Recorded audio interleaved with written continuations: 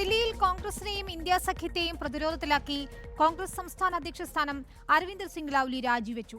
കോൺഗ്രസ് ആം ആദ്മി സഖ്യത്തിലെ അസ്വാരസ്യങ്ങളും ദില്ലി സ്ഥാനാർത്ഥി നിർണയത്തിലെ അതൃപ്തിയുമാണ് രാജിയിൽ കലാശിച്ചത്. പ്രവർത്തകരുടെ വികാരം മാനിച്ചാണ് രാജിയെന്നും കോൺഗ്രസ് വിടില്ലെന്നും ലൗലി പ്രതികരിച്ചു. പ്രശ്നപരിഹാരത്തിന് സംഘടനാ സെക്രട്ടറി KC വേണുഗോപാലിനെ കോൺഗ്രസ് അധ്യക്ഷൻ ചുമതലപ്പെടുത്തിയിട്ടുണ്ട്.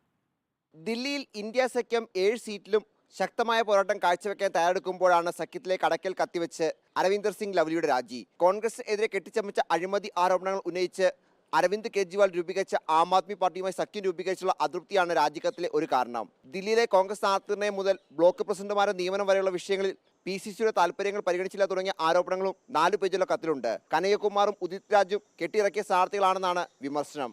मैंने दिल्ली प्रदेश कांग्रेस कमेटी के अध्यक्ष पद से इस्तीफा दिया है और मैं अपने तमाम कांग्रेस के कार्यकर्ताओं से मिलूंगा, बात करूंगा. कहीं किसी पार्टी को अभी ज्वाइन नहीं कर रहा हूं. പ്രശ്നപരിഹാരത്തിന് ലൗലിയുമായി KC വേണുഗോപാൽ ചർച്ച നടത്തും.